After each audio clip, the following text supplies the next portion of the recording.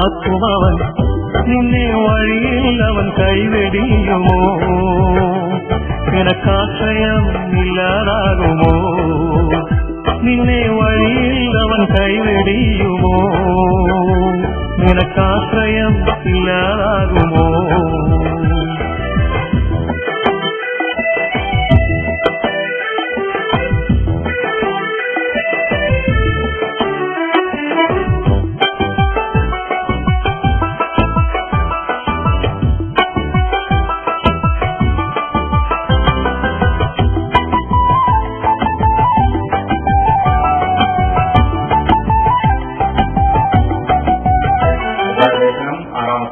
അതിന്റെ 18-ാം വാക്യം വായിക്കാം. എബ്രായ ലേഖനം 6-ാം അധ്യായം 18-ാം വാക്യം.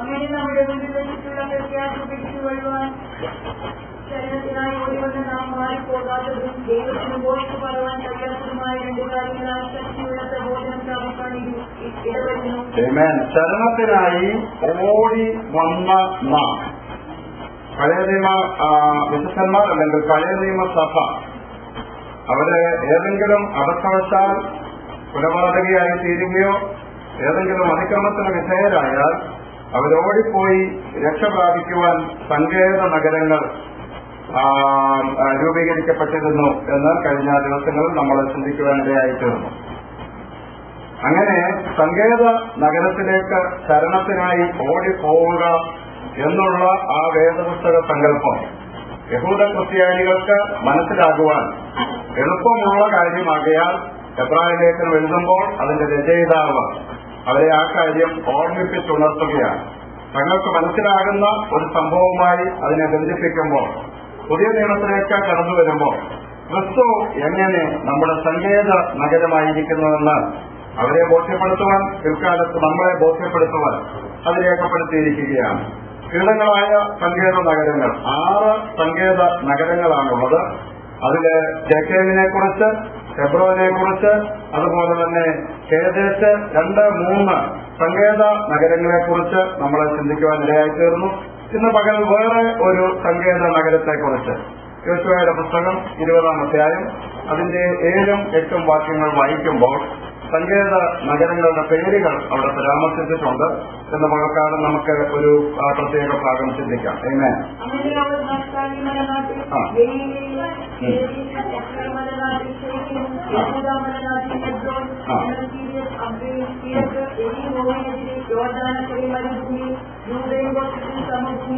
രാമോത്ത് ഒരു സങ്കേത നഗരമാണ്. രാമോത്ത് എന്ന വാക്കിന്റെ അർത്ഥം ഉയർന്നത്, ഉന്നതമായത് എന്നാണ് രാമോത്ത് എന്ന വാക്കിന്റെ അർത്ഥം. ക്രിസ്തുവാകുന്ന സങ്കേത നഗരത്തിലേക്ക് ഓടി വരുന്ന ഒരു വിശുദ്ധൻ, അല്ലെങ്കിൽ ക്രിസ്തുവാകുന്ന സങ്കേത നഗരത്തിലേക്ക് ഓടിയെത്തി പാപം കഴുകിക്കളയപ്പെട്ട് വിശുദ്ധനായി തീർന്ന ഒരു വ്യക്തി ഉന്നതമായ കാര്യങ്ങൾ ചിന്തിക്കുന്ന വ്യക്തിയായിരിക്കണം എന്നുള്ളതാണ് വേദപുസ്തകം നമ്മെ പഠിപ്പിക്കുന്നത്. 40-ാം സങ്കീർത്തനത്തിൽ നമ്മൾ വായിക്കുന്നത്, 40-ാം സങ്കീർത്തനം, ഞാൻ യഹോവയ്ക്കായി കാത്തുകാത്തിരുന്നു, അവൻ എങ്കിലേക്ക് ചാഞ്ഞ് എന്റെ നിലവിളി കേട്ടു. നാശകരമായ കുഴിയിൽ നിന്നും കുടിർന്ന ചേറ്റിൽ നിന്നും അവൻ എന്നെ കരേറ്റി. എന്റെ കാലുകളെ അവൻ ഒരു പാറമേൽ നിർത്തി, എന്റെ ഗമനത്തെ അവൻ സ്ഥിരമാക്കി, എന്റെ വായിൽ പുതിയൊരു പാട്ട് അവൻ നൽകിത്തന്നു. നോക്കൂ, ക്രിസ്തുവിന്റെ അടുക്കലേക്ക് ഒരുവൻ ഓടി വരുമ്പോൾ അവന്റെ ജീവിതത്തിൽ ഉണ്ടാകുന്ന അനുഭവം ഇതാണ്. നാശകരമായ കുഴിയിൽ നിന്നും കുഴഞ്ഞ ചേറ്റിൽ നിന്നും അവൻ ഉയർത്തപ്പെട്ടിട്ട് അവരെ അനുഗമിച്ച ആത്മീക പാറയിൽ നിന്നല്ലോ അവർ കുടിച്ചത്. ആ പാറ ക്രിസ്തുവായിരുന്നു. ക്രിസ്തുവാകുന്ന പാറമേൽ അവനെ ഉയർത്തി നിർത്തുമ്പോൾ അവന്റെ ചിന്തകൾ എങ്ങനെയുള്ളതാണ്? ഭൂമിയിലുള്ളതല്ല, ഉയരത്തിലുള്ളത് തന്നെ ചിന്തിച്ചു കൊള്ളീൻ. ഹല്ലേലൂയ. നമുക്കറിയാം, ക്രിസ്തീയ ജീവിതം ഒരു യാത്രയാണ്. ക്രിസ്തീയ ജീവിതം നമ്മൾ ക്രിസ്തുവിനെ കണ്ടുമുട്ടുന്ന സമയം മുതൽ ക്രിസ്തുവിൽ ഒരു പുതിയ സൃഷ്ടിയായതിനു ശേഷം നമ്മൾ പുതിയ ഒരു യാത്ര തുടരുകയാണ്. അതുകൊണ്ടാണ് നമ്മൾ സദൃശവാക്യങ്ങൾ വായിക്കുമ്പോൾ നീതിമാന്റെ യാത്ര എങ്ങോട്ടാകുന്നു? മുകളിലേക്കാകുന്നു. മേളോട്ടാകുന്നു, താഴെയുള്ള പാതാളം അവൻ ഒഴിഞ്ഞു പോകുന്നു. ഹല്ലേലൂയ. ക്രിസ്തു നമ്മെ ജയോത്സവമായി നടത്തുമ്പോൾ നമ്മുടെ ചിന്തകൾ എങ്ങനെയുള്ളതായിരിക്കണം? ഉന്നതമായ ചിന്തകൾ, ഉയരത്തിലുള്ളത് നമ്മൾ ചിന്തിക്കുന്നവരാകുവാനാണ് വേദപുസ്തകം നമ്മെക്കുറിച്ച് ആഗ്രഹിക്കുന്നത്. നോക്കൂ, നമ്മുടെ കർത്താവ് പറഞ്ഞ ഉപമ, വിതക്കാരൻ വിതയ്ക്കുവാനായിട്ട് കടന്നുപോയി. അതിലെ വിത്തുകൾക്ക് ഉണ്ടായ അനുഭവത്തെക്കുറിച്ച് പറയുമ്പോൾ ചില ആളുകൾ ഭവനത്തിലേക്ക് മടങ്ങിപ്പോയി വിവിധങ്ങളായ ചിന്തകളാൽ ഭാരപ്പെട്ടിട്ട് അവരുടെ ഹൃദയത്തിൽ വീണ വിത്ത് വിളയായി തീരാതെ നഷ്ടപ്പെട്ടു പോകുന്നതിനെ കുറിച്ച് രേഖപ്പെടുത്തിയിരിക്കുന്നെങ്കിൽ നമ്മൾ ഉന്നതമായ കാര്യങ്ങൾ, ഉയരത്തിലെ കാര്യങ്ങൾ, ദൈവീകമായ കാര്യങ്ങളെ ചിന്തിക്കുകയും താലോലിക്കുകയും ചെയ്യുന്നവരാകുവാനാണ് വേദപുസ്തകം നമ്മെക്കുറിച്ച് ആഗ്രഹിക്കുന്നത്.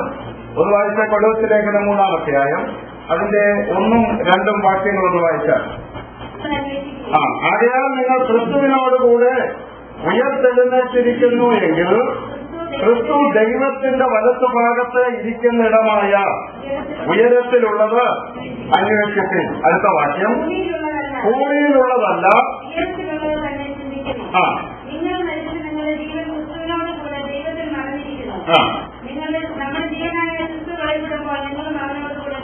അപ്പോൾ ഭൂമിയിലുള്ളതിനെ കുറിച്ചുള്ള ചിന്തയുണ്ട്, ഉയരത്തിൽ ഉള്ളതിനെ കുറിച്ചുള്ള ചിന്തയുണ്ട്. ഉയരത്തിലുള്ള കാര്യത്തെക്കുറിച്ച് ചിന്തിക്കുക എന്ന് പറഞ്ഞാൽ എന്താ അർത്ഥം? നക്ഷത്രങ്ങളെ കുറിച്ച് ചിന്തിക്കുക എന്നാണ്. ചെറുക്കിന് കല്യാണം ആലോചിച്ചു. അവനൊരു ഇച്ചിരി ബുദ്ധിമാന്യമുള്ളവന്. ഇടനിലക്കാരൻ ആളുകൾ പറഞ്ഞിട പെണ്ണിന്റെ വീട്ടുകാർ വന്ന് എന്തെങ്കിലുമൊക്കെ ചോദിച്ചാൽ നല്ല ഖനമുള്ള വാക്കുകളൊക്കെ പറയും. അല്ലാതെ ഒരുമാതിരി നിന്റെ വർത്താനമൊക്കെ കേട്ടാൽ നീ ഒരു ഓപ്പേകാടനാണ് എന്ന് തോന്നുന്ന പോലുള്ള വർത്താനങ്ങളൊന്നും അരുത്. പെണ്ണിന്റെ വീട്ടുകാർ വന്ന് അതിലൊക്കെ ചോദിച്ചപ്പോൾ അവൻ പറഞ്ഞു, ആട്ടുകല്ല്, അരകല്ല്, വഴി, ഇതൊക്കെ അവൻ പറഞ്ഞുകൊണ്ടിരിക്കുന്നത്. ഖനമുള്ള വാക്കുകൾ പറയുന്നത്. ഉയരത്തിലുള്ള ചിന്തിക്കുക എന്ന് പറഞ്ഞാൽ ചന്ദ്രനെ കുറിച്ചും സൂര്യനെ കുറിച്ചും ചിന്തിക്കുക എന്നുള്ളതല്ല, ദൈവിക കാര്യങ്ങൾ പ്രാധാന്യത്തോടുകൂടെ ചിന്തിക്കുക. ദൈവമക്കൾ എന്ന നിലയിൽ നമ്മൾ ഉണ്ടാക്കിയെടുക്കേണ്ട സ്വഭാവ സവിശേഷതകളെ കുറിച്ച് വേദപുസ്തകം എന്ത് പറയുന്നുവോ അത് നമ്മൾ വളർത്തിയെടുക്കുന്നവരാകുവാനാണ്. അതേ അധ്യായം തന്നെ അതിന്റെ 12 മുതലുള്ള വാക്യങ്ങളൊന്ന് വായിച്ചാൽ,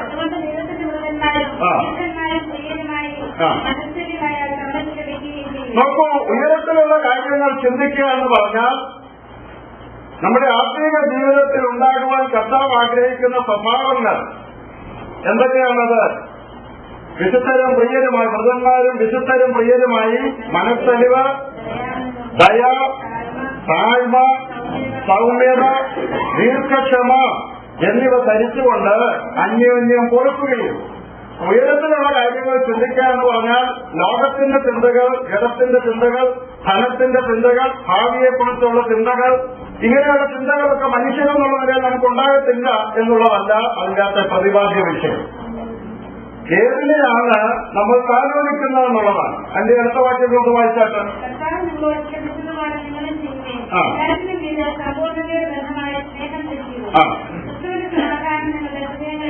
ക്രിസ്തുവിന്റെ സമാധാനം നിങ്ങളുടെ ഹൃദയങ്ങളിൽ വാഴട്ടെ. അതിനാലല്ലോ നിങ്ങൾ ഏക ശരീരമായി വിളിക്കപ്പെട്ടിരിക്കുന്നത്. അടുത്ത വാക്യം, സങ്കീർത്തനങ്ങളാലും സ്തുതികളാലും ആത്മീക ഗീതങ്ങളാലും തമ്മിൽ പഠിപ്പിച്ചും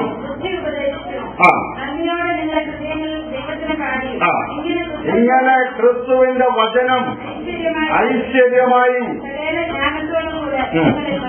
സകല ജ്ഞാനത്തോടും കൂടെ നിങ്ങളിൽ വസിക്കുവാനിടയാകട്ടെ.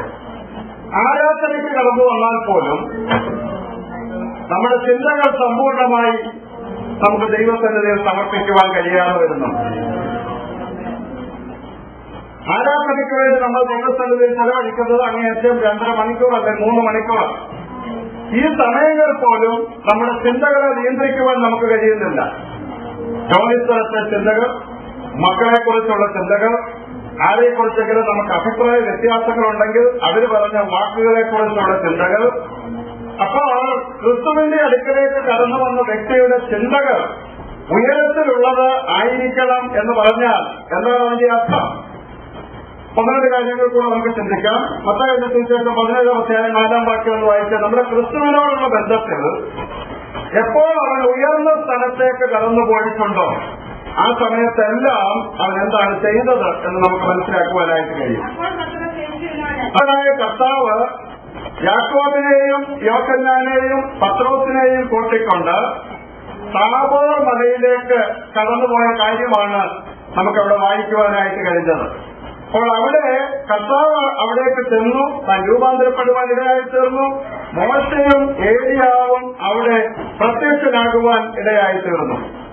അപ്പോൾ അങ്ങനെ ആ സംഭവം നടക്കുമ്പോൾ അവിടെ നടന്ന പ്രധാനപ്പെട്ട കാര്യങ്ങളിൽ ഒന്ന് പത്രോസ് പറഞ്ഞ ഒരു പ്രസ്താവനയാണ്. എന്താണത്? കർത്താവേ, നാം ഇവിടെ ഇരിക്കുന്നത് നല്ലത്. ഞാൻ 3 കുടിലുണ്ടാക്കാം. ഒന്ന് നിനക്ക്, ഒന്ന് മോശയ്ക്ക്, ഒന്ന് ഏലിയാവ്.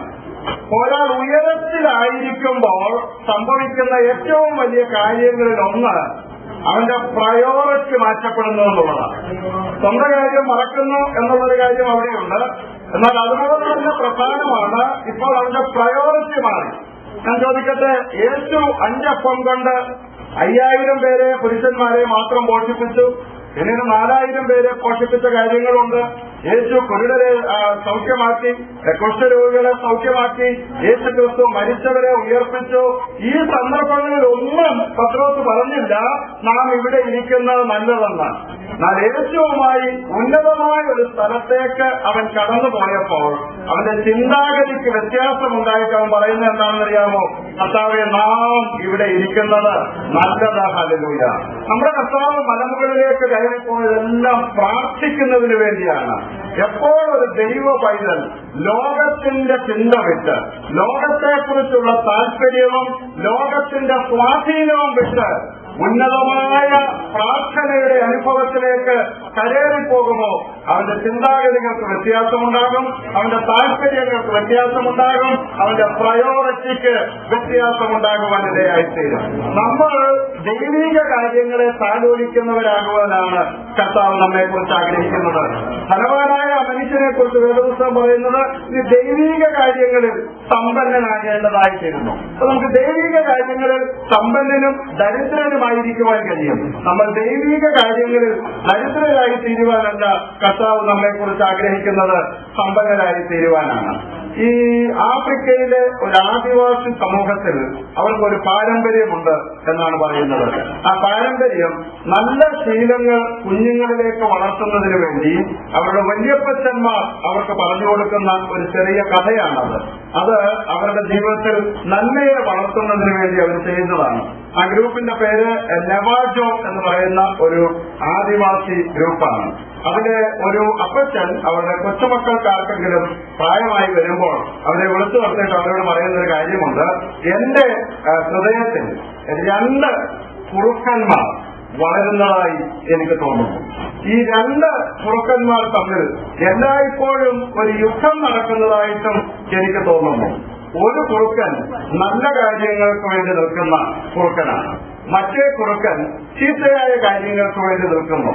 അതായത് പറയുന്നത് ഈ അഴുക്ക കാര്യങ്ങൾക്ക് വേണ്ടി നിൽക്കുന്ന കുറുക്കൻ കോപം, അതുപോലെ ആങ്കർ അല്ലെങ്കിൽ എൻവി, മനുഷ്യരോട് അസൂയ, വിദ്വേഷം, വെറുപ്പ്, ദുഃഖം എന്റെ ഹൃദയത്തിൽ ഉളവാക്കുന്ന വികാരങ്ങൾ, അതുപോലെ ഗ്രീഡ്, ഞാന് ദ്രവ്യാഗ്രഹിയായി ഒരു ഗുണവുമില്ലാത്തവനായി ജീവിക്കുന്നു, അഹങ്കാരം എന്റെ ഹൃദയത്തിൽ നിറയുന്നു, എന്നോട് തന്നെ ചിലപ്പോൾ എനിക്ക് സഹതാപം തോന്നുന്നു, മാത്രമല്ല ആവശ്യമില്ലാതെ മറ്റുള്ള ആളുകളെ ഞാൻ വെറുക്കുന്നു. ഇങ്ങനെയെല്ലാം ഉള്ള കുറച്ച് വികാരങ്ങൾ എന്റെ ഹൃദയത്തിൽ കിടന്ന് തിക്കിമുട്ടുന്നതായി എനിക്ക് തോന്നുന്നു. എന്നാൽ മറുവശത്ത് എനിക്ക് സന്തോഷമുണ്ട്, എനിക്ക് സമാധാനമുണ്ട്, മറ്റുള്ളവരെ സ്നേഹിക്കുവാൻ എനിക്ക് കഴിയുന്നുണ്ട്, എന്റെ ജീവിതത്തിൽ പ്രത്യാശയുണ്ട്, എളിമപ്പെടണം എന്നെനിക്ക് തോന്നുന്നുണ്ട്, ദീനാനുകമ്പ എന്റെ ഹൃദയത്തിലുണ്ട്, മറ്റുള്ളവർക്ക് വേണ്ടി കരുതണം എന്നുള്ള തോന്നൽ എനിക്കുണ്ടാകുന്നുണ്ട്. ഈ 2 കാര്യവും പറഞ്ഞു കഴിയുമ്പോൾ കൊച്ചുമകൻ ഈ അപ്പനോട് ചോദിക്കും, ഇതിൽ ഏത് കുറുക്കനാണ് വിജയം വരിക്കുന്നത് എന്ന് ചോദിക്കും. അപ്പോൾ അയാൾ പറയും, ഇതിലേതിനെയാണ് ഞാൻ താലോലിക്കുന്നത്, അതാണ് എന്റെ ഹൃദയത്തിൽ വാഴുന്നത്. ഇന്ന് പഴക്കാലം ദൈവമക്കളായിരിക്കുന്ന നമ്മൾ ഓർക്കേണ്ട ഒരു കാര്യമുണ്ട്. നമ്മളെല്ലാം മനുഷ്യരാണ്, നമ്മളെല്ലാം ഈ ജഡത്തിൽ വസിക്കുന്നവരാണ്. പൗലോസ് തന്നെ പറഞ്ഞത്, ഞാൻ ഇച്ഛിക്കുന്ന നന്മയല്ല ഞാൻ ചെയ്യുന്നത്, ഞാൻ ഇച്ഛിക്കാത്ത തിന്മ ചെയ്യുന്നതായ ഒരു വലിയ മർമ്മം, എനിക്ക് തന്നെ ഗ്രഹിക്കുവാൻ കഴിയാത്ത ഒരു വലിയ മർമ്മം എന്റെ ഉള്ളിൽ വാഴുന്നു എന്ന് ഞാൻ അറിയുന്നു. പക്ഷെ ഇന്ന് പഴക്കാലത്തെ ചോദ്യം, ഇതിലേതിനെയാണ് നീ ഓരോ ദിവസവും താലോലിക്കുന്നത് എന്നുള്ളതാണ്. നമ്മുടെ എല്ലാ ഹൃദയത്തിൽ വൈരാഗ്യം ഉണ്ടാകാറുണ്ട്, നമ്മുടെ എല്ലാവരുടെ ഹൃദയത്തിൽ വിദ്വേഷം ഉണ്ടാകാറുണ്ട്, നമ്മുടെ എല്ലാവരുടെയും ഹൃദയത്തിൽ മാനസികമായി അങ്ങനെയുള്ള നെഗറ്റീവ് ഇമോഷൻസ് എല്ലാം ഒന്നിനു പുറകെ ഒന്നായി കടന്നു വരാറുണ്ട്. ഏതിനെയാണ് നമ്മൾ താലോലിക്കുന്നത് എന്നുള്ള സുപ്രധാനമാണ്. വേദപുസ്തകം നമ്മൾ പറയുന്നത് ഭൂമിയിലുള്ളതല്ല, ഭൂമിയിലുള്ള നിങ്ങളുടെ അവയവങ്ങളെ നിങ്ങൾ മരിപ്പിച്ചിട്ട് എന്ത് ചെയ്യണമെന്ന ഉന്നതമായ കാര്യങ്ങൾ, ഉയരത്തിലുള്ള കാര്യങ്ങൾ, കർത്താവിന് സ്വീകാര്യമായ കാര്യങ്ങൾ നമ്മൾ വിചിന്തനം ചെയ്യുവാനാണ് കർത്താവ് നമ്മെക്കുറിച്ച് ആഗ്രഹിക്കുന്നത്. ഹല്ലേലൂയ. ഇന്ന് രാവിലെ സമയം നമ്മൾ ആരാധനയ്ക്കായി നമ്മുടെ സമയം ചെലവഴിക്കുമ്പോൾ, അതിനായി നമ്മൾ ഇവിടേക്ക് കടന്നു വരുമ്പോൾ നമ്മളൊരു സ്വയ ശോധന നടത്തേണ്ടത് ആവശ്യമാണ്. ഇതിലേതാണ് ഇന്ന് പഴക്കാലം വിജയിച്ചു നിൽക്കുന്നത്? ഏത് വികാരത്തെയാണ് ഞാൻ താലോലിക്കുന്നത്? ആരാണ് എന്നിൽ വാഴുന്നത്? ഹല്ലേലൂയ. ഇവിടെ നമ്മൾ വായിച്ചു കേട്ടത്, നമ്മുടെ ഹൃദയത്തിൽ ഐശ്വര്യമായി വാഴേണ്ടത് ഈ നെഗറ്റീവ് ആശയങ്ങളല്ല, പിന്നെയോ സങ്കീർത്തനങ്ങളാലും സ്തുതികളാലും ആത്മീക ഗീതങ്ങളാലും തമ്മിൽ പഠിപ്പിച്ചും ബുദ്ധി ഉപദേശിച്ചും നന്ദിയോടെ നിങ്ങളുടെ ഹൃദയങ്ങളിൽ ദൈവത്തിന് പാടിയും ഇങ്ങനെ ക്രിസ്തുവിന്റെ വചനം എങ്ങനെയാ ദുർലഭമായിട്ടല്ല, ഐശ്വര്യമായി സകല ജ്ഞാനത്തോടും കൂടെ നിങ്ങളിൽ വസിക്കുവാനിടയാകട്ടെ. ഹല്ലേലൂയ. നോക്കൂ, എത്രയധികം പ്രസംഗങ്ങൾ നമ്മൾ ഓരോ ദിവസവും ഓരോ ആഴ്ചയും കേൾക്കുന്നു. എത്ര ധാരാളമായി ദൈവത്തിന്റെ വചനം നമുക്ക് ലഭ്യമാകുന്നു. ഇതെല്ലാം കേട്ട് അങ്ങ് നഷ്ടപ്പെട്ടു പോകുന്നവരാകുവാനല്ല, അത് നമ്മുടെ ഹൃദയത്തിൽ ഐശ്വര്യമായി വാഴുവാനിടയാകണം. അത് 30, 60, 100 മേനി വിളഞ്ഞ് അത് ഫലം കഴിക്കുവാനിടയാകണം. അതാണ് കർത്താവ് നമ്മെക്കുറിച്ച് ആഗ്രഹിക്കുന്നത്. ഹല്ലേലൂയ. സങ്കേത നഗരത്തിലേക്ക് നമ്മൾ ഓടിയെത്തി ക്രിസ്തുവാകുന്ന സങ്കേത നഗരത്തിൽ നമ്മളായിരിക്കുന്നുവെങ്കിൽ ഹെബ്രോനെ പോലെ നമ്മുടെ ജീവിതത്തിൽ എന്തുണ്ടായിരിക്കണം? കൂട്ടായ്മ ഉണ്ടായിരിക്കണം. ഹല്ലേലൂയ. ഇവിടെ നമ്മൾ കേട്ടതുപോലെ രാമോസിനെ പോലെ ഉന്നതമായ ചിന്തകൾ, ഉയരത്തിലെ കാര്യങ്ങൾ ചിന്തിച്ച് അതിനെ നമ്മൾ താലോലിക്കുന്നവരായി തീരണം. അതാണ് കർത്താവ് നമ്മെക്കുറിച്ച് ആഗ്രഹിക്കുന്നത്. മറ്റ് 2 സങ്കേത നഗരങ്ങൾ കൂടെ വേദപുസ്തകത്തിൽ പരാമർശിച്ചിട്ടുണ്ട്. ഒന്നിന്റെ പേര് ബേസർ എന്നാണ്, അതിന്റെ പേര് തന്നെ ബലമുള്ള സങ്കേതം എന്നാണ്. മറ്റൊന്നിന്റെ പേര് ഗോലാൻ എന്നാണ്, അതിന്റെ അർത്ഥം സന്തോഷത്തിന്റെ പരിപൂർണത എന്നുള്ളതാണ്. ദൈവ സന്നിധിയിൽ കടന്നു വരുന്നവന് സന്തോഷ പരിപൂർണതയുണ്ട്. ഹല്ലേലൂയ. ദൈവ സന്നിധിയിൽ സന്തോഷത്തിന്റെ പരിപൂർണതയുണ്ട്. വേദപുസ്തകം നമ്മെ പഠിപ്പിക്കുന്നത് സങ്കേത നഗരത്തിലേക്കുള്ള പ്രവേശനത്തിന്റെ വിവിധ വ്യവസ്ഥകൾ തിരുവഴുത്തിൽ രേഖപ്പെടുത്തിയിട്ടുണ്ട്. അതിലേറ്റവും പ്രധാനപ്പെട്ട ഒരു കാര്യം ഇതാണ്. ഒന്ന് വായിച്ച് ഞാൻ പെട്ടെന്ന് അവസാനിപ്പിക്കാം. ആവർത്തന പുസ്തകം 19-ാം അധ്യായം അതിന്റെ 3-ാം വാക്യം ഒന്ന് വായിച്ചു.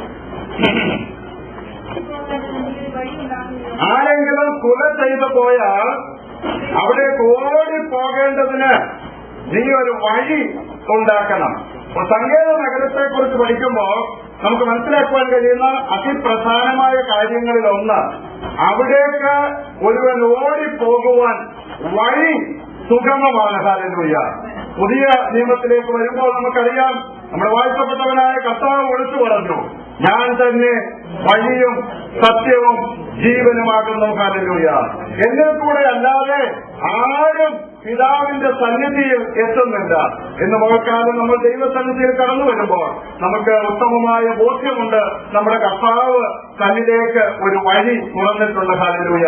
നീതിയുടെ വാതിലുകൾ എനിക്ക് തുറന്നു തരുകയും ഞാൻ അതിൽ കൂടെ കടന്ന് യഹോവയുടെ നാമത്തെ സ്തുതിക്കട്ടെ എന്നാണ് നമ്മൾ 118-ാം സങ്കീർത്തനത്തിൽ വായിക്കുന്നത്. നീതിയുടെ വാതിലുകൾ ഇന്ന് മഴക്കാലം നമുക്കായി തുറക്കപ്പെട്ടിരിക്കുകയാണ്. നോക്കൂ, മറ്റ് ക്രൈസ്തവരുടെ ആരാധനാ സംവിധാനം സംവിധാനം പോലെയുള്ള ഒരു സംവിധാനങ്ങളും നമ്മുടെ ഈ ആരാധനാലയത്തിലില്ല. നമുക്ക് മധുബത്തായില്ല, നമുക്ക് വിശുദ്ധ സ്ഥലമില്ല, നമുക്ക് പ്രാകാരമില്ല, അങ്ങനെയുള്ള യാതൊരു സംവിധാനങ്ങളുമില്ല. എന്താ കാര്യമെന്നറിയാമോ? യേശു തന്റെ ദേഹമെന്ന തിരശ്ശീലയിലൂടെ നമുക്ക് പ്രതിഷ്ഠിച്ച ജീവനുള്ള പുതുവഴിയായി ദൈവാലയത്തിലേക്കുള്ള പ്രവേശനത്തിന് നമുക്ക് ധൈര്യം ലഭ്യമായിട്ടുണ്ട്. അതുകൊണ്ട് നമ്മളിപ്പോൾ പ്രാകാരത്തിൽ കാഴ്ചക്കാരല്ല, പിന്നെയോ കൃപാസനത്തോളം അടുത്തിയെന്ന് അവനെ അപ്പാ പിതാവേ എന്ന് വിളിക്കുവാനുള്ള പുത്രത്വത്തിന്റെ അവകാശം നമ്മുടെ കർത്താവ് നമുക്ക് നൽകി തന്നിട്ടുണ്ട്. നോക്കൂ, നമ്മുടെ കർത്താവ് വഴിയാണ്. ആ വഴിയിലേക്ക് നമ്മൾ പ്രവേശിച്ചു കഴിഞ്ഞാൽ അത് ഇടുക്കമുള്ള പാതയാണ്, അത് ഞെരുക്കമുള്ള പാതയാണ്, അവിടെ അപകടകരമായ സാഹചര്യങ്ങൾ ഒളിച്ചിരിപ്പുണ്ട് എന്നെല്ലാം വേദപുസ്തകം നമ്മെ പഠിപ്പിക്കുന്നുണ്ട്. എന്നാൽ അതിനോട് ചേർന്ന് നമുക്ക് ധൈര്യം പകരുന്നൊരു വാക്കുണ്ട്. അതെന്താണെന്നറിയാമോ? ഊരിൽ താഴ്വരയിൽ കൂടെ നടന്നാലും ഞാനൊരു അനർത്ഥവും ഭയപ്പെടുകയില്ല. എനിക്ക് യുദ്ധം നേരിട്ടാലും ഞാൻ ദുർഭയനായിരിക്കും. ഊരിൽ താഴ്വരയിൽ കൂടെ നടക്കുമ്പോൾ ഭയപ്പെടേണ്ട എന്നുറപ്പ് തന്ന ഒരുവനുണ്ട്. എന്താ കാര്യമെന്നറിയാമോ? ഊരിൽ താഴ്വരയിൽ കൂടെ നടക്കുമ്പോൾ നിനക്ക് ഭയപ്പെടാണ്ടാത്ത എന്താണെന്നറിയാമോ? നീതി സൂര്യനായ ക്രിസ്തു അവൾ ഉയർന്നു നിൽക്കുകയാണ്. മലാക്കി പ്രവാചകൻ അതിനെക്കുറിച്ച് പറയുന്നതാണ്, എന്റെ നാമത്തെ ഭയപ്പെടുന്ന നിങ്ങൾക്കോ അന്ന് നീതി സൂര്യൻ തന്റെ ലോകോപശാന്തിയോടുകൂടെ, നീതി സൂര്യൻ തന്റെ ചിറകിൻ കീഴിൽ ലോകോപശാന്തിയോടുകൂടെ ഉയർന്നു നിൽക്കും. ഹല്ലേലൂയ. കണ്ണുകൾ ദൈവസന്നിധിയിൽ അറിയപ്പെടട്ടെ. ഇതുപോലെ കാലം നീതി താഴ്വരയും നമുക്ക് ഭയപ്പെടേണ്ട ആവശ്യമില്ല. ഒരു കൂലികളും ഒരു ദൈവപൈതലിന് ഭയപ്പെടേണ്ട ആവശ്യമില്ല. നീതി സൂര്യൻ നമുക്കായി ഉദിച്ചു നിൽക്കുന്നവർക്ക് രാവിലെ സമയം ഞാൻ എന്റെ ദൈവത്തെ സ്തുതിക്കുന്നു, മഹത്വപ്പെടുത്തുന്നു. ഈ കർത്താവിനെ കാണുവാൻ, ഈ കർത്താവിനെ അറിയുവാൻ, അവന്റെ മക്കളായി തീരുവാൻ, അവന്റെ ആരാധനക്കാരായി തീരുവാൻ കർത്താവ് നമുക്ക് ഭാഗ്യം നൽകിയിട്ടുണ്ടല്ലോ. എല്ലാ നാവും ദൈവസന്നിധിയിൽ തുറക്കപ്പെട്ടു.